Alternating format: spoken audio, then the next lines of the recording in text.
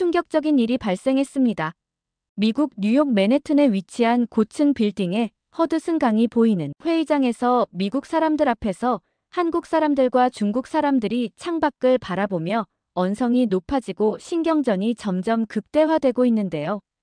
더 지켜보고만 있으면 마치 한바탕 전쟁 나기 일보 직전인 상황입니다. 그리고 한국 사람들의 발언에 미국 사람들은 놀라움을 감추지 못했습니다. 과연 무슨 일이 있었는지. 그럼 오늘의 사연 시작하겠습니다. 영상 시작 전 구독 꼭 눌러주세요. 안녕하세요. 저는 미국 뉴욕의 맨해튼에서 나고 자란 30살 매튜입니다. 저는 어린 시절부터 부유한 환경에서 학창 시절을 보냈습니다. 남들과는 비교해서 조금은 넉넉한 집안에서 커왔습니다. 저희 집안은 할아버지 때부터 건설업을 하는 집안이었습니다. 큰 대기업 수준은 아니지만 그래도 뉴욕에서는 알아주는 중견기업 정도의 회사를 가진 집이었어요. 그래서 학창 시절부터 저는 하고 싶은 모든 것을 누리면서 커왔고 유년 시절부터 아버지와 함께 공사장을 누비고 다녔습니다. 그렇게 자연스레 저도 저희 집 가문이 이어온 건설업에 관심이 많았고 부모님과 마트에 가면 항상 포크레인이나 크레인 등 건설 장비 장난감을 사고 싶다고 칭얼거렸어요. 그리고 건설 장비 장난감을 가지고 놀면 너무 재미있었어요. 저는 유년 시절을 정말 좋은 추억 속에서 보냈고 중고등학교를 다니면서 아버지께서 장래 희망에 대해 물으며 제가 정말 하고 싶은 일이 없으면 집안의 가업을 물려받았으면 좋겠다고 항상 말씀하셨습니다.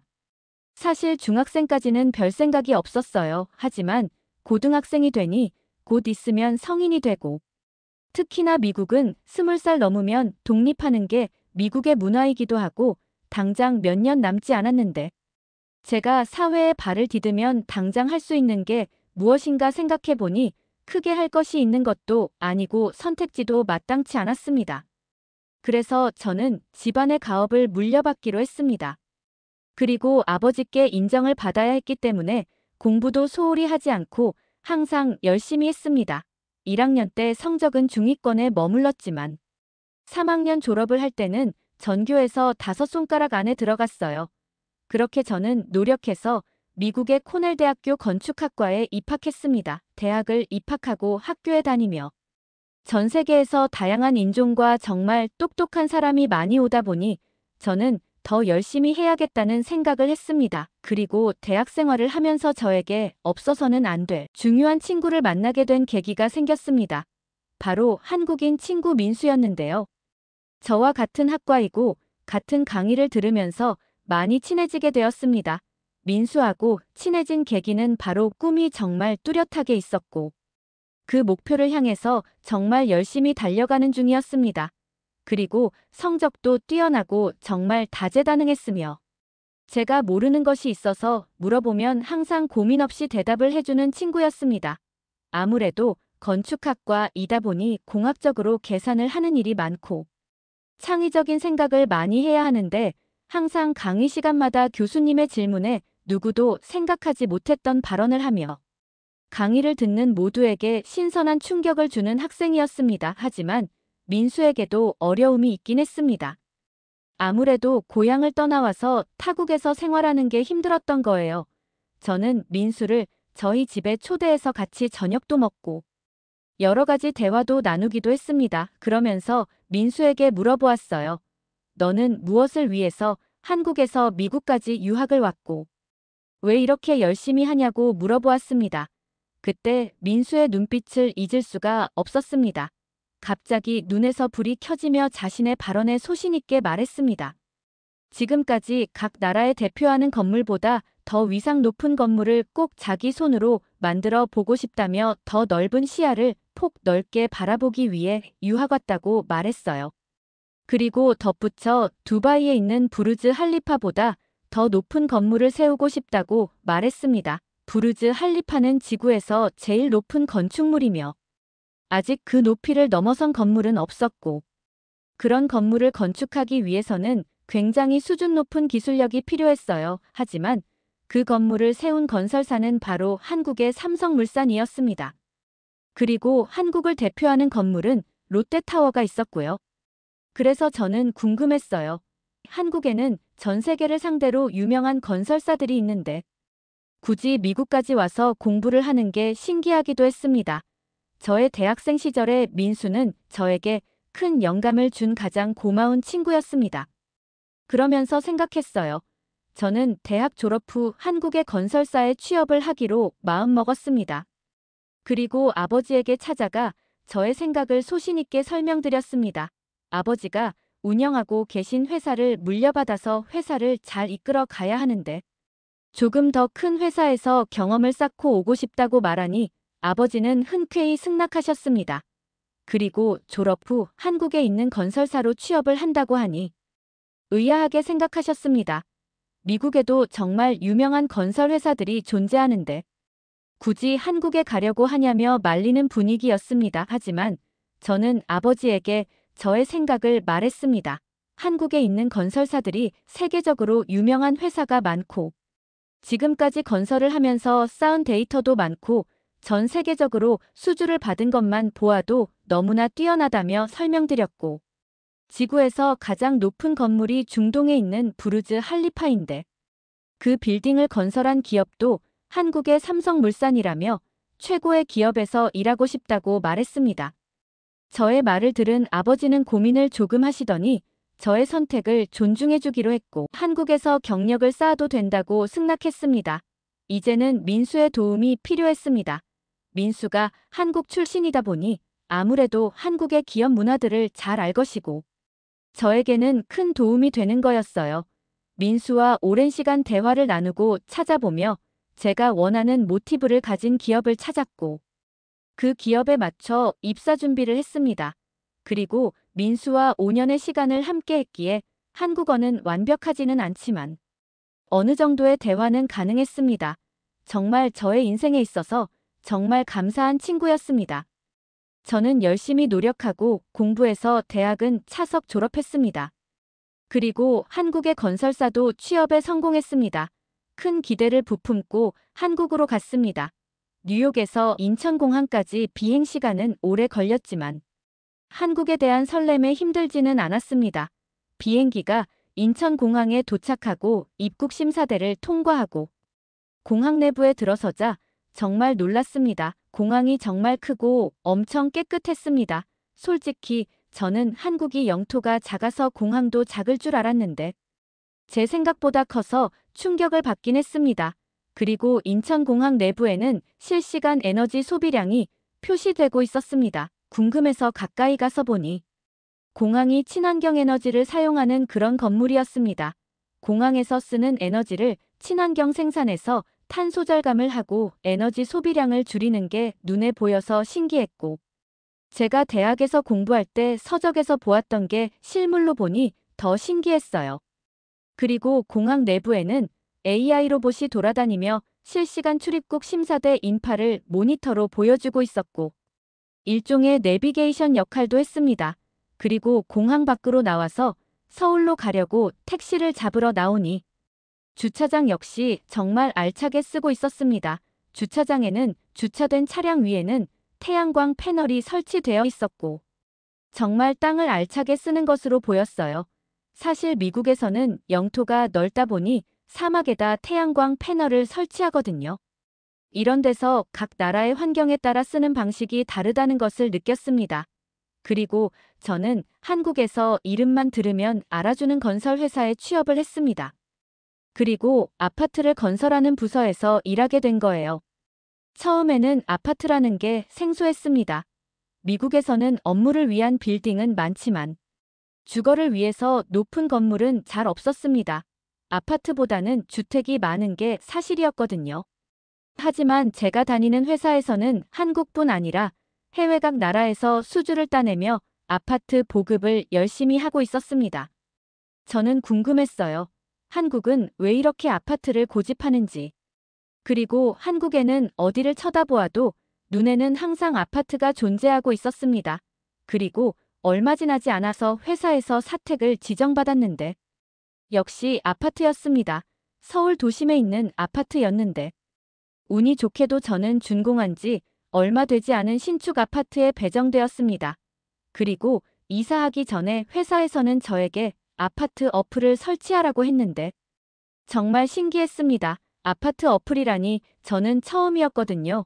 일단은 시키는 대로 아파트 어플을 설치했고 앱으로 들어가 보니 정말 놀라웠습니다. 핸드폰으로 아파트 안의 모든 것을 파악하고 작동시키고 안 되는 게 없었어요. 사실 미국에서는 이런 것을 볼 수 없었거든요. 그리고 이사 후 아파트에 들어가니 정말 놀라웠습니다. 한국의 아파트가 삶에 있어서 이렇게 편리하다는 것을 새삼 처음 느꼈습니다. 어플을 설치하니 공동로비 현관문도 제가 가까이 가면 자동으로 열리고 엘리베이터 자동 호출 그뿐이겠습니까? 집안 내부에서 엘리베이터 호출도 가능하고 거실에는 큰 유리 통창으로 햇살이 따뜻하게 다가오며 부엌과 맞바람이 치게 설계되어 있어서 환기도 정말 잘 되는 거예요. 그리고 시스템 에어컨이 천장에 설치되어 있으니 공간도 정말 효율적으로 빠져 있었고 심지어 공기청정 기능도 같이 되며 온풍으로 바꾸면 따뜻한 바람도 나왔습니다.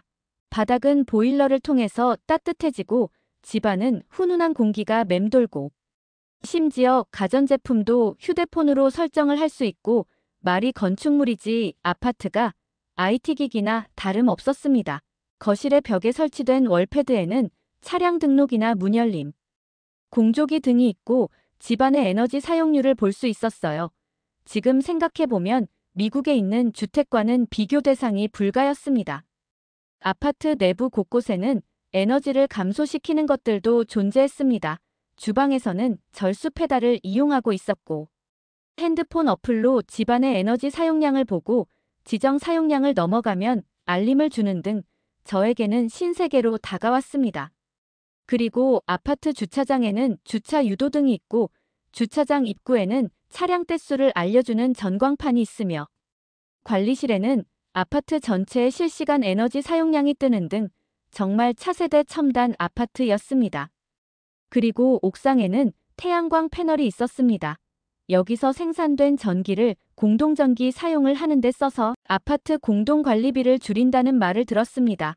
아파트에 살면서 관리비 부담도 줄이고 얼마나 좋은 방법입니까?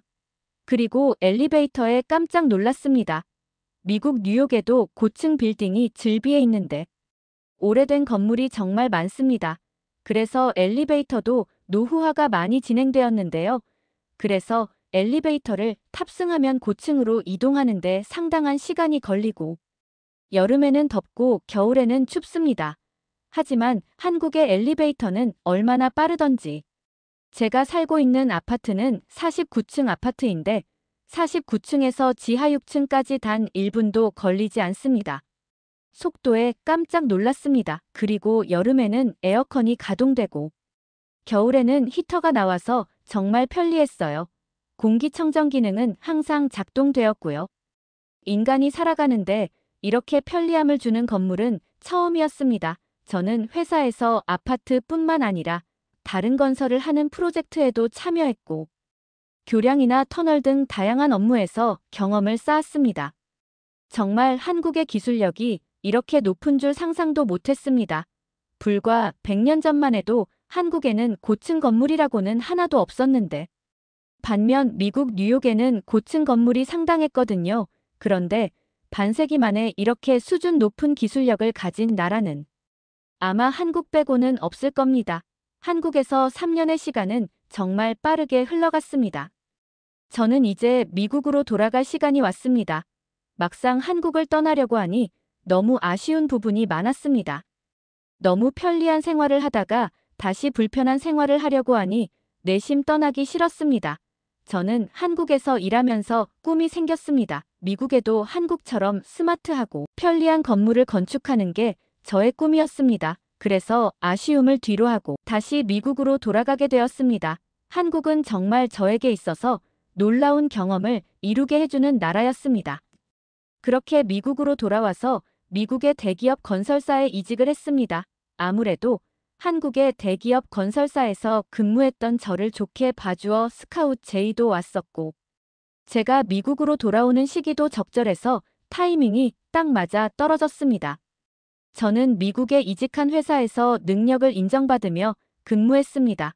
제가 한국에서 보고 경험했던 것을 행동으로 옮겼을 뿐인데 어느 순간 중요한 회의도 참석하며 회사의 임원진들도 저의 목소리를 귀담아 들었습니다. 실제로도 제가 미국에서 근무하는데 한국에서의 경험은 정말 좋은 밑거름이 되었거든요.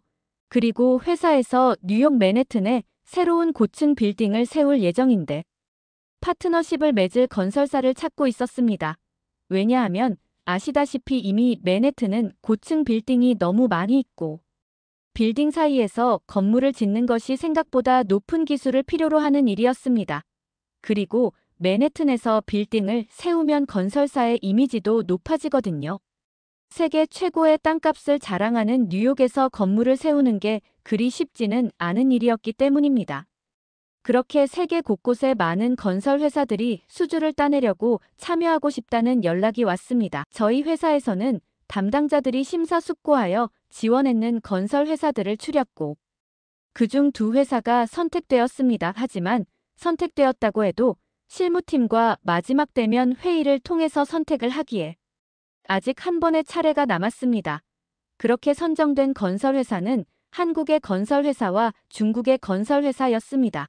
저희 회사에서는 날짜를 정해주고 맨해튼에 위치한 회사 회의장으로 불렀습니다. 담당자는 창밖을 가리키며 저렇게 빌딩이 많이 있는데 다시 고층 빌딩을 설계 건축해야 하는데 저희 회사와 같이 할 능력 있는 회사를 찾고 있다고 했어요. 그래서 한국과 중국 두 회사의 담당자들의 말을 듣기로 했습니다. 한국의 회사 담당자들은 포트폴리오를 제시하며 지금까지 회사에서 해왔던 프로젝트를 설명하며 한국 회사를 선택해야 하는 이유를 논리적으로 설명을 했고 첨단 시설과 스마트한 AI를 적용시켜 뉴욕에서 제일 뛰어난 건물을 만들겠다고 설명을 했습니다. 다음은 중국 회사의 담당자의 발표가 시작되었습니다. 중국 회사 담당자는 회사 자금을 자꾸 강조하면서 금전적으로 부족하지 않다는 것을 강조해왔고 회사에서 실행한 딱히 큰 프로젝트는 없었습니다. 그냥 규모만 부풀린 회사로 보여졌습니다. 그렇게 저희 회사는 내부 회의로 들어갔고 기다리던 한국 회사의 직원들과 중국 회사의 직원들의 말없는 기싸움이 있더라고요. 이미 한국 회사 직원들이 이겼다는 표정이 나왔습니다. 그리고 회의에 참석한 저도 한국 회사에서 근무해보았던 경험이 있었기에 당연히 한국 회사에 한 표를 던졌고 저의 의견을 반영해서 그런지 한국 회사를 선택하기로 했습니다.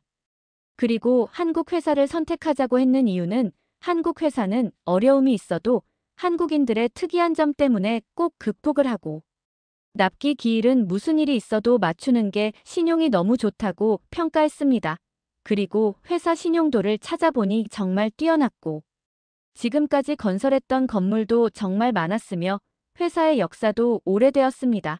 그에 반해 중국의 회사는 자금 규모만 큰 회사였고 직접 건설했는 건축물도 많지 않았으며 회사의 역사도 오래되지 않았고 막대한 자금으로 하청에 하청을 주는 그런 모습만 보게 되었습니다.